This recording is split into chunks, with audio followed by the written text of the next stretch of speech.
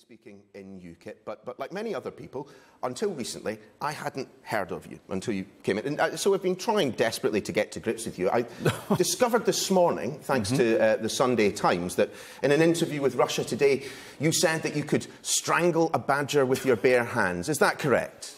They gave me a few options as ideas for an initiation ceremony into the leadership of UKIP, and the one that was probably most suitable for me was chasing a badger across Dartmoor, capturing it, and then breaking its neck with one's bare hands, which was a slightly unusual thing, but... Yeah, and possibly the strangest question I've ever asked myself. But certainly, I mean, you mentioned there... It was a little odd. The political journey that you've been on is quite remarkable. From back in 2005, when you stood as a Lib Dem candidate against Phil Hammond, of all people, to now being the leader of the UK Independence Party. Quite an interesting journey, indeed. I joined the Lib Dems because I was actually a UN governor administrator, but effectively a district governor in Kosovo. And I was mandated, amongst other things, to help local political parties develop and build themselves in preparation for the first elections to be held there. And I wasn't going to join the Tories or the Labour Party, and I wanted to find out how a political party worked, so I joined the Lib Dems.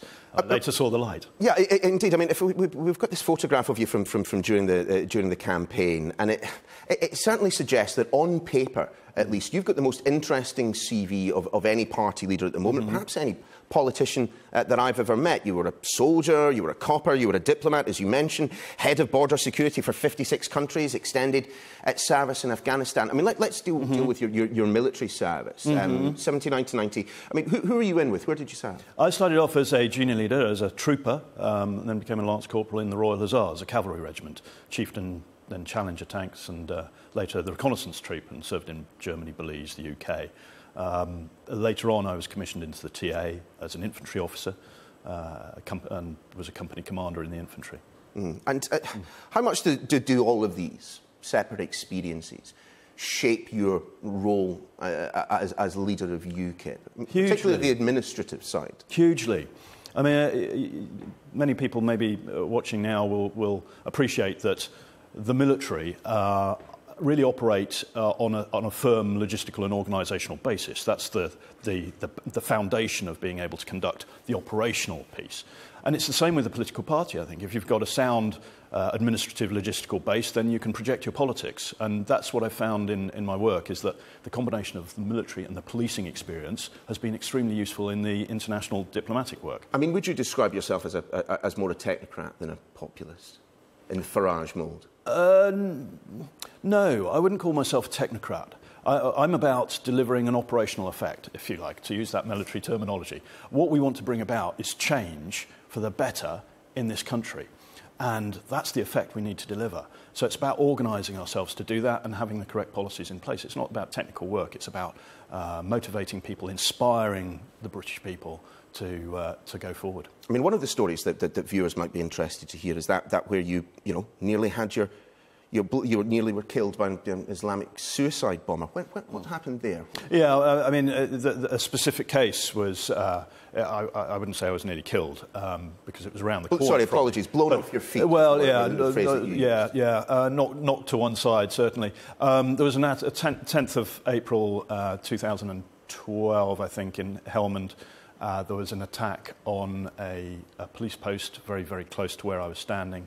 I was having a conversation with a US Navy pilot at the time, and a lot of gunfire. I rather oddly said, "There's the sound of musketry," and then there was an explosion. Do you think that your personal experiences of Terry, of the Taliban, have they shaped your view of Islam in any way? I've worked a lot in the Islamic world, in the Middle East, in Central Asia, as well as in Afghanistan. And of course, I've learnt a lot about the religion there and the routine and the way that it shapes society and people's thinking and approach to life. So it's certainly built a very thorough awareness of it all. It's been an education, yes. I mean, faith schools, particularly Islamic faith schools, have been in the news a lot of late. We have this another quote from you. It says basically this, if we take a look. In some of our communities, we've lost the British identity. We have schools where they're almost 100% Islamic. We've got Islamic schools. I'm with Anne-Marie Waters on this issue. Yes. What did you mean by that? I mean, what we've got is this is the United Kingdom of Great Britain, Northern Ireland. We have our own culture, and our laws and our society, even if people aren't generally practicing Christians, are built upon centuries of Christian teaching of right and wrong. And there are subtle differences between the different religions in this respect. Well, there are Abrahamic, obviously. Yeah, absolutely. And so what I've got a concern with is, for example, the use of Saudi Arabian textbooks in our schools. The education that is conducted primarily not in the English language. OK, but to be clear, you don't have a problem with the existence of, single faith schools which follow No, with single faith. faith schools. And what I would like to see is that those schools are funded and follow a curriculum that is designed here in the UK, and that the teachers are people who've been trained in the UK, rather than in countries that have a very different social construct to our own. In terms of an eye-catching policy which has previously been proposed by UKIP, banning the burqa, where do you stand?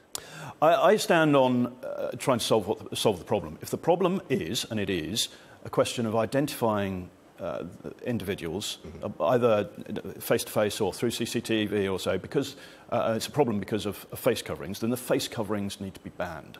So anywhere where there's CCTV cameras...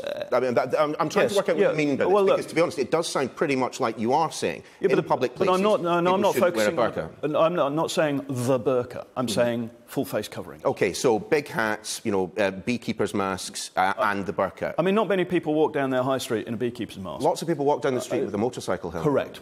And I don't think they should. And a lot of people walk down certain high streets with burqas on. I mean, if we look at some of the recent jewellery robberies and so on, there's been a difficulty in identifying the culprits because they've been wearing motorcycle helmets.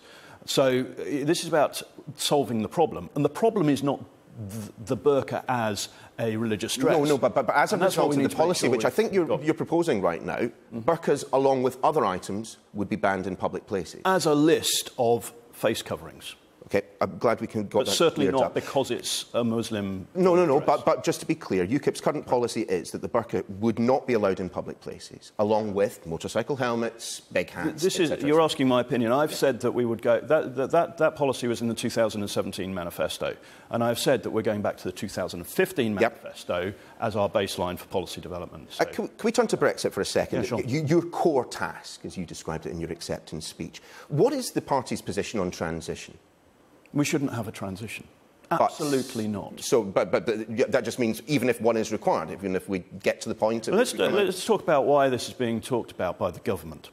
It is because they have conducted absolutely no planning and preparation. And even the Chancellor has said the other day that he's not prepared, or he doesn't want to release funding from the Treasury to support planning and preparation for a no-deal Brexit. Well, that is negligent in the extreme, in my view.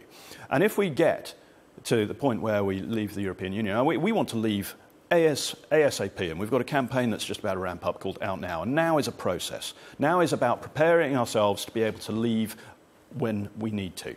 And I mean, none of that you said to my colleague Lewis Goodall, after you'd been elected as leader, that we might need a transition period to avoid a car crash. So, on a point of principle, you don't want it, but in terms of the practicalities of Brexit, you accept the need. Let's say we get to the 19th of March 2019, and no planning and preparation has taken place, because the government has failed to put anything in place for the next day.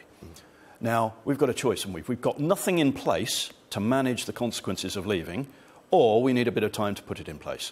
And in such circumstances, if the option is put it in place and spend a bit of time doing it, or just face the disaster, then I'm saying that we need to put the things in place.